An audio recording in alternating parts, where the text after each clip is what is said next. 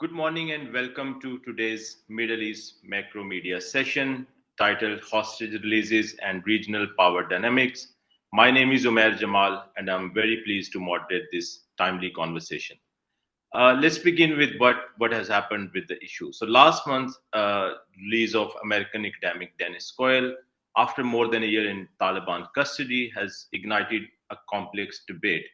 While the administration in Kabul framed this as a humanitarian act, officials in Washington attribute the release to intensified diplomatic leverage. This brings us to a very important question. Are we seeing a sincere move toward international engagement from the Taliban, or is this a more sophisticated rehearsal of the group's sort of hostage diplomacy? Furthermore, what does this incident reveal about the regime's current internal governance and its evolving ties with the wider world? To analyze these developments, we are joined by Lynne O'Donnell. Lynne, thank you for being with us. And to introduce her, Lynne is an award-winning Australian journalist, author, and longtime Afghanistan correspondent. She has served as the bureau chief for the Associated Press and AFP in Kabul and is currently a columnist for the foreign policy. Importantly, Lynne has a very unique perspective on today's topic. If I'm correct, in July 2022, she was herself detained by the Taliban and forced to retreat her reporting. So her first-hand experience with the regime's tactics and her deep institutional knowledge of the country make her ideal guest for this discussion today. Lynne, thank you for being with us. Um, and my first question to you is, you have lived in Afghanistan and having experienced Taliban's detention yourself. How has their approach to detaining foreigners really evolved since they took power in 2021? And how do you read this recent release? Hi, Umair. Thank you so much for inviting me. I'm very happy to be here. While I was thinking about the concept of this interview and the series that you're doing, I completely forgot about my own experience because I don't. I know it's strange, right? But I don't really put my experience into the same context as the people who we see who have been released over recent years and really recent decades, if we go back historically, because I wasn't held for a long time. I think that the idea behind kidnapping and detaining me was to frighten me because of and intimidate me because of the, let me say honestly, fearless reporting that I have done on the Taliban over the years that I've been covering Afghanistan. And they made it very clear to me during the time that I was in their custody at gunpoint that they were very upset about my reporting. So I think that that's a little bit different, to be honest with you, to the experiences of people like Dennis Coyle, the last person to be released, and others. And I don't see any real difference in the tactics of the Taliban when it comes to hostage diplomacy since they retook power in 2021. What I trace it back to is the kidnapping in 2007 of an Italian journalist called Daniele Mastrogiacomo. He wasn't the first to be detained by the Taliban, but his experience and the way the Italian government reacted to his kidnapping, I think, was a pivot that changed the nature of hostage taking by the Taliban. It seems to have signaled a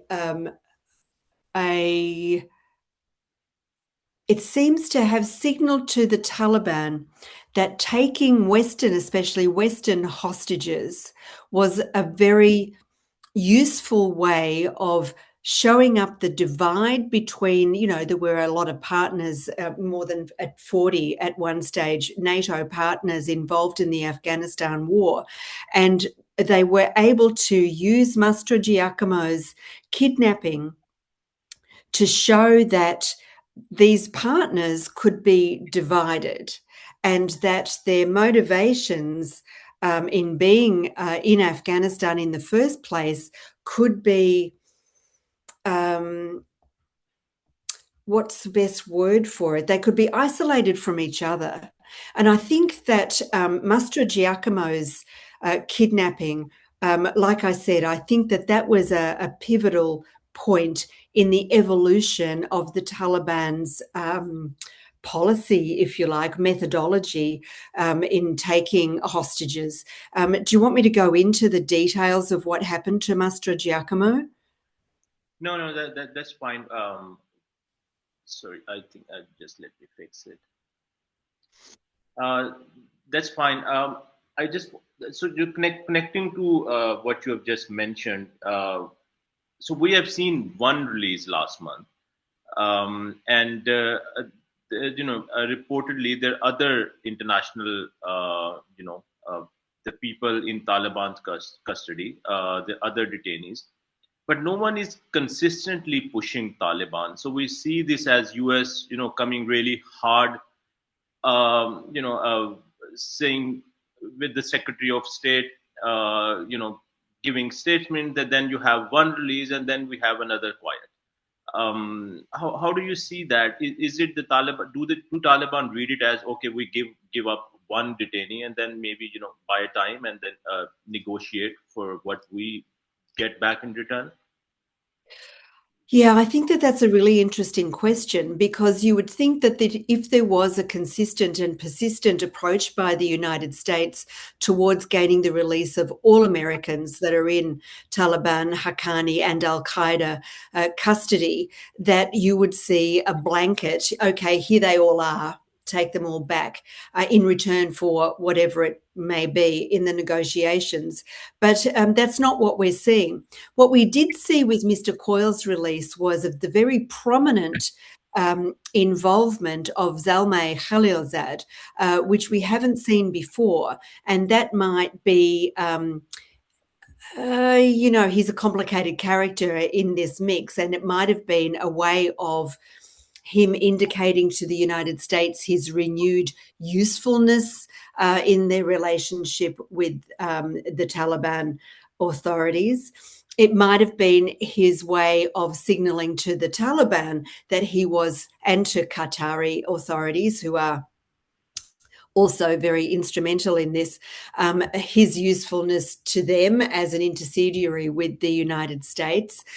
We just don't know. What we do know is that the Taliban and the United States have consistent contact, whether it's over counter-terrorism, the continuous framing of ISIS as the common enemy, whether it's the bucketing of cash that seems to continue, whether it's 40 million a month or 40 million a week or 80 million a week. I mean, it's just phenomenal amounts of money that is being channeled to, let's face it, Afghanistan under Taliban control via the UN for purposes that we can't identify, but which have been questioned with verifiable and credible evidence.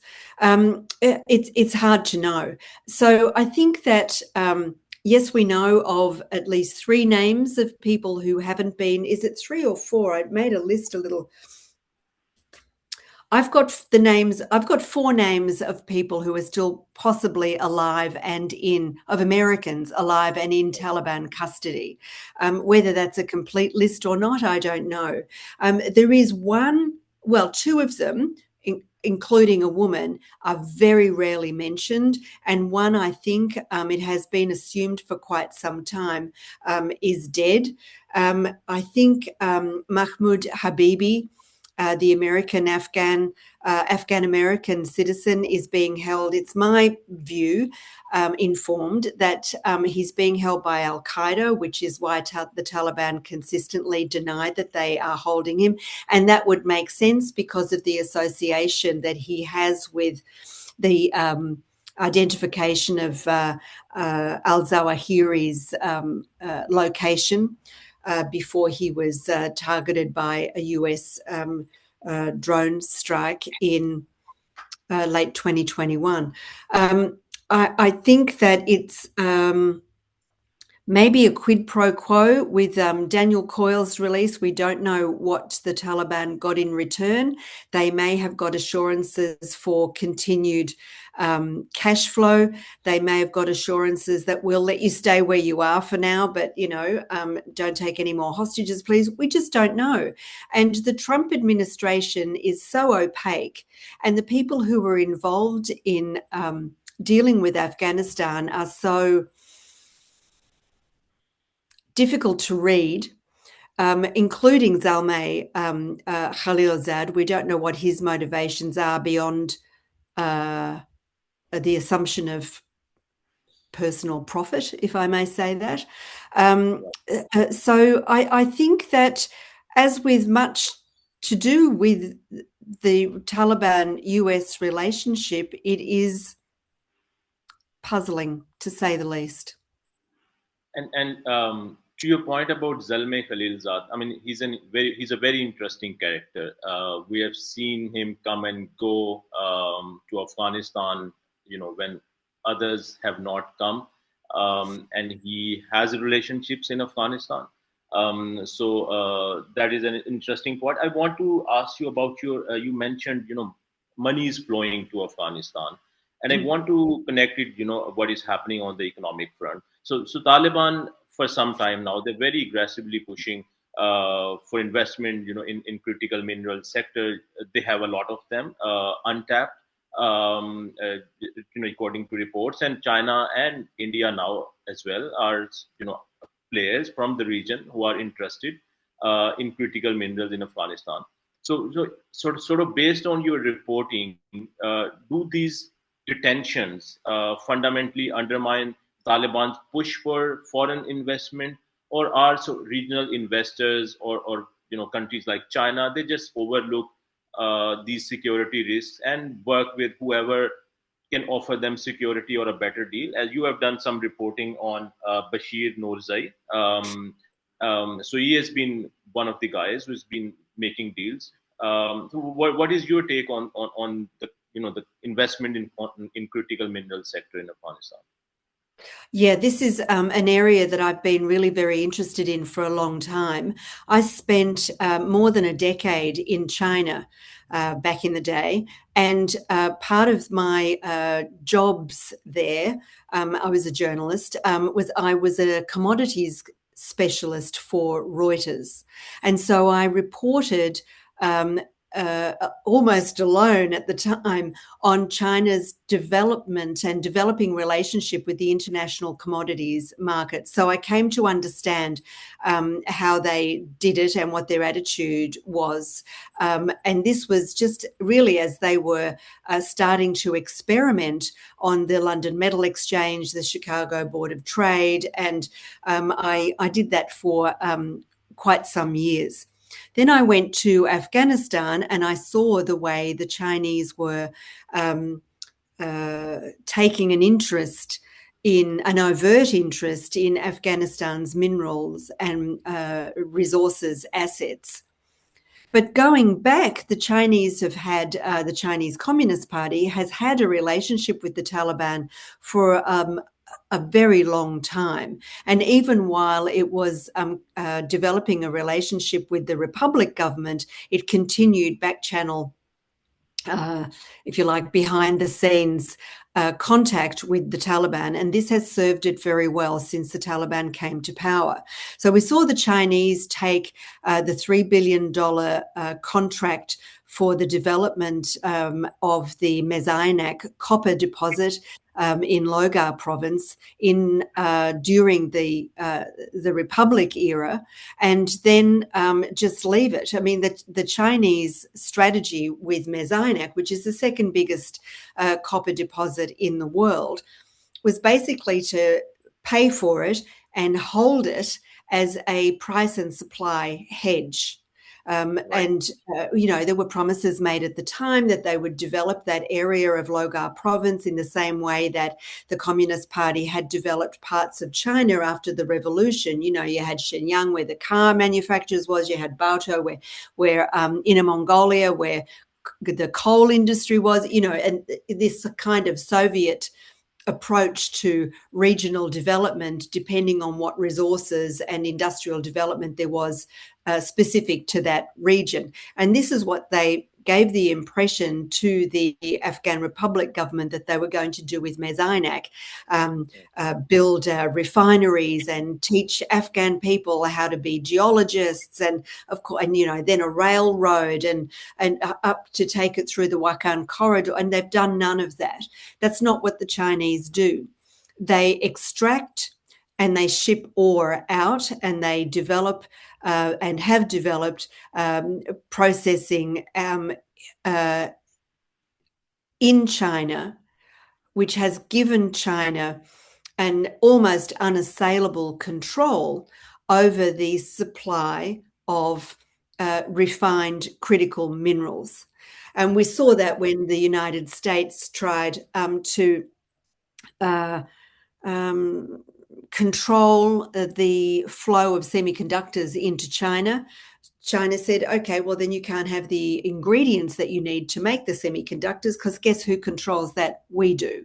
And so then they weaponize the supply of critical minerals. Now, Afghanistan has critical minerals up the wazoo, but it has no development. So the Taliban, who do not represent the whole country and do not have a sophisticated, educated, historical knowledge of how to develop the mining and minerals sector, have basically outsourced the contracting of exploitation and extrapolation to a small handful of very, very powerful and connected people. And Haji Bashir Noorzai is certainly at the apex of that small number of people who identified very early. I mean, we're going back to Haji Bashir brings the whole hostage diplomacy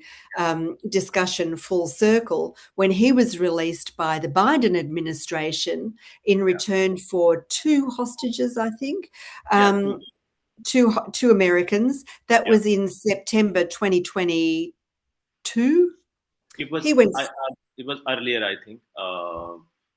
I don't have the year, but somewhere around that, 2021 or 2022.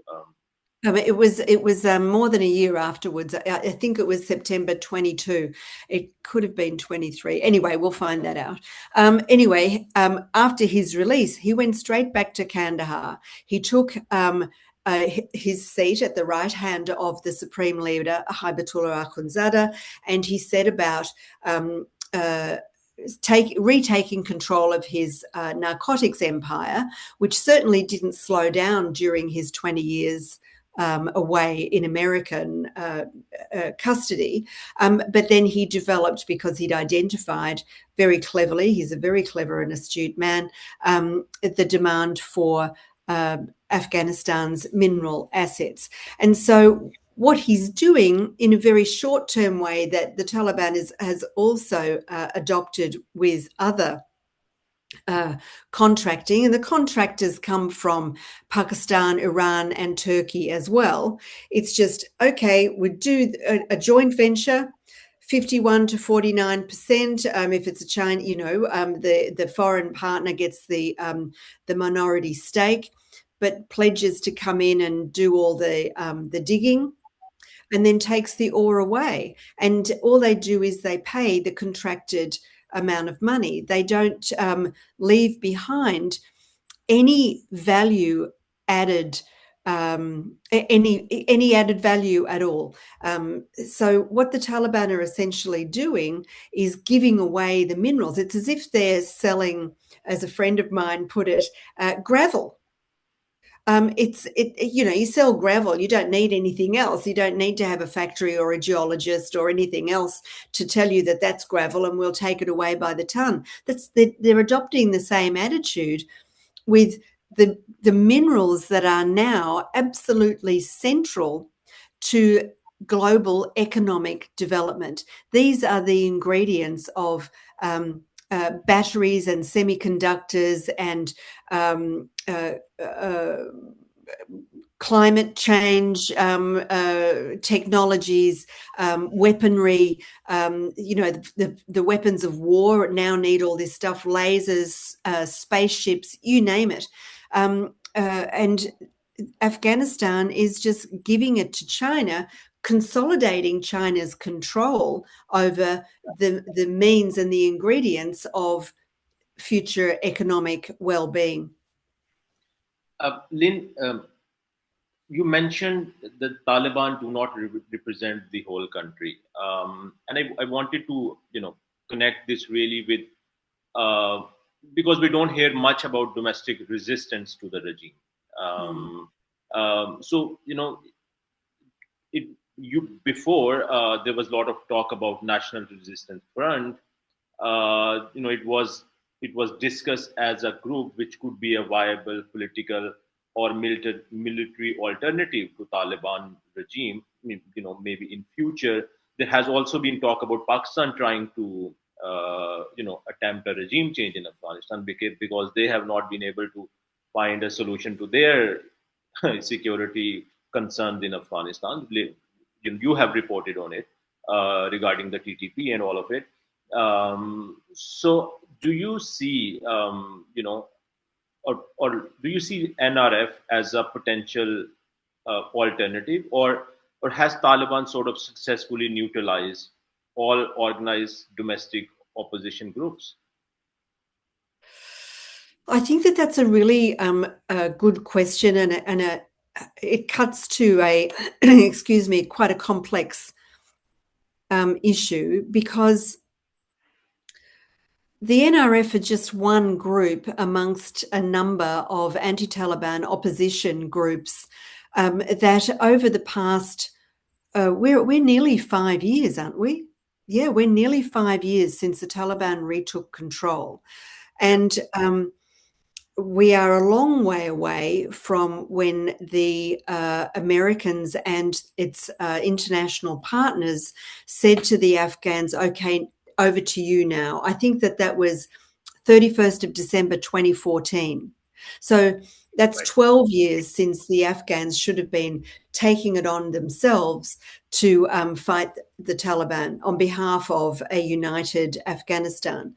The Taliban, immediately after taking power, disarmed the entire country, so they continue to have a monopoly on power. And none of the, I guess we would call them militias, anti-Taliban militias, including the Afghanistan Freedom Front, have any international backing. They've got no money coming in and no arms being supplied to them that would give them a credible ability to fight the Taliban. I doubt very much that Afghan people living inside Afghanistan want another war. The awful peace that they have is at least mostly peace. We could argue that that's not the case for Hazara people anywhere in the country, and I think that would be a very fair argument. They are particularly targeted by the Taliban and its cronies. But I feel as if just naming one group, i.e. the NRF, as an opposition that has the ability to undermine Taliban rule is really to overstate the current nature of the opposition in exile. there are so many people who have so many conflicting or disparate interests that we cannot even talk about the anti-Taliban opposition as a united, credible, united group that could tomorrow launch any sort of effective undermining of Taliban control of Afghanistan. We're a long, long way from that. And what we need to see is more than just, you know, roadmaps that are always coming up, or conferences that other people pay for that are, you know, here and there and all over the place. What we need to see is a vision amongst a credible group of people that can actually connect with like-minded support inside Afghanistan. Because at the moment, what you have is a bunch of people out here, certainly smart, well-intentioned, passionate people, doing whatever they can, but not doing it with any real profound, meaningful way that will find cohesion inside Afghanistan. And the Taliban aren't going to take them seriously until they have international backing. And until that happens, the Taliban aren't going to talk to them.